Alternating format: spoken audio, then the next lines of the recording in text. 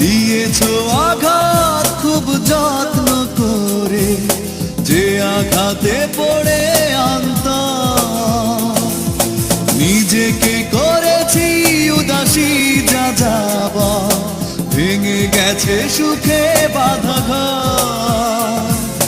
দিয়েছো আঘাত খুব যত্ন করে, যে আঘাতে পড়ে